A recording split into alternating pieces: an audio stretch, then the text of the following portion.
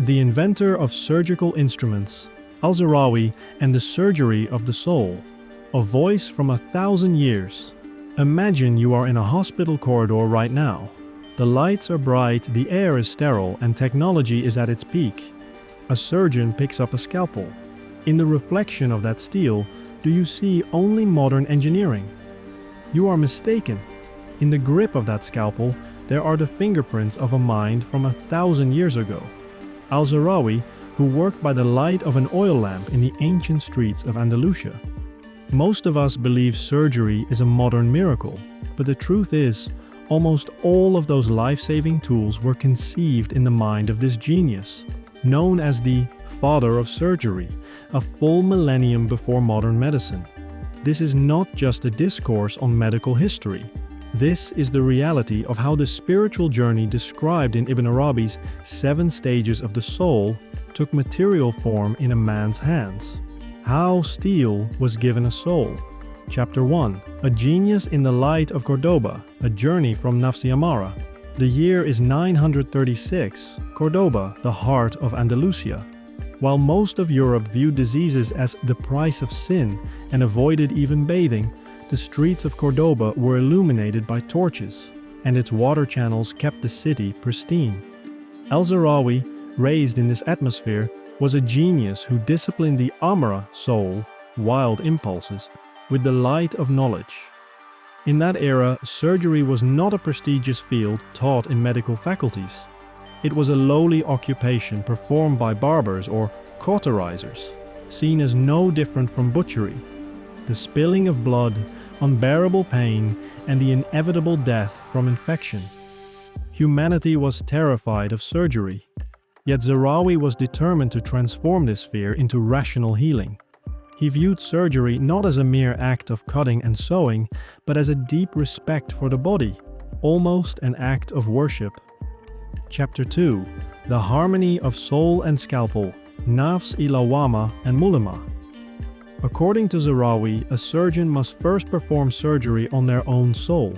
A trembling hand, a mind full of fear, or a heart overflowing with pride could not hold a scalpel. The stage Ibn Arabi defines as the lawama, self-reproaching soul manifested in Zahrawi as professional conscience.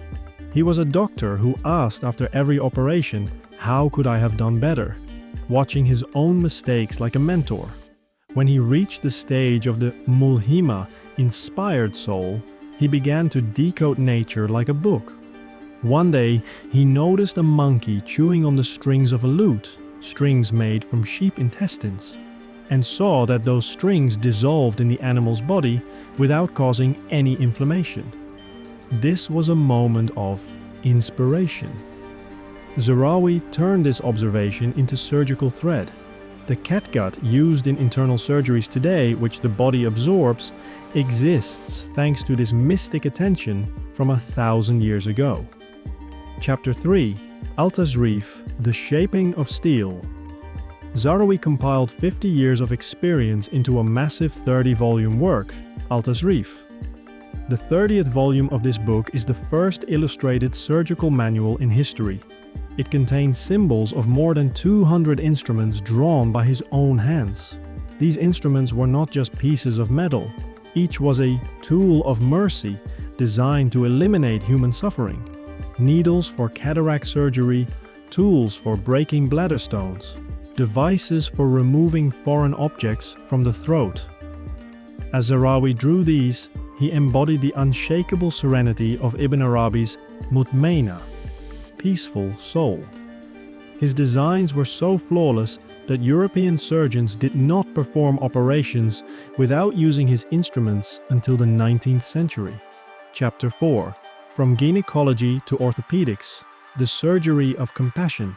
Zahrawi was not just an engineer of tools, he was a master protector of patient dignity. While designing instruments for gynecological examinations, he prioritized the patient's privacy and psychological state above all else. He made immense contributions to the training of midwives. In orthopedics, he described many methods in Al-Tasrif that modern medicine calls new, ranging from how to treat fractures to correcting spinal curvatures. Like the radia, contented soul stage of Ibn Arabi, he saw every patient as a divine command. For him, there was no difficult patient, only a life to be healed with patience. Chapter 5. Forgotten Names and Erased Marks, a Journey to Nafs-i. So how was the name Al-Zahrawi erased from history books? As Andalusia fell and libraries were burned, this treasure of knowledge quietly changed hands. When his works were translated into Latin in the 12th century, Al-Zahrawi evolved into Albucasis. The West took this knowledge, translated it into their own languages, and taught it for centuries as their own discovery. He had vanished into his work, much like the Kamil, perfect soul stage of Ibn Arabi. For him, it was not the name that mattered, but the knowledge that provided a cure. He continues to hold the hands of doctors for 1,000 years, like an invisible guide. When you enter an operating room today, you're actually entering that sterile and sacred space established by Zahrawi. Chapter 6. A word to the Zahrawis of today. When we think of robotic surgery systems today, we imagine high-resolution screens and millimetric arms. Yet the motion design of those robotic arms is no different from the principles Zahrawi designed a millennium ago. Technology has advanced, yes, but has the spirit remained the same? Zahrawi's legacy is not just the tools he left us, it is his way of performing his work with a peaceful soul. He practiced surgery not as an ego trip, but as a place of self-extinction, fana. The light at the tip of the scalpel came from the flame in his soul. Conclusion: whose hands hold your scalpel? Ibn Arabi's map of the seven selves describes a person's ascent in their inner universe.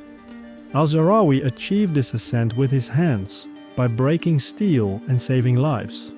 His life is the clearest proof of how a human can leave the Ammara soul behind and become a camel servant. What is the tool in your hand? A pen, a keyboard, or a scalpel? What matters is from which soul level you hold the tool.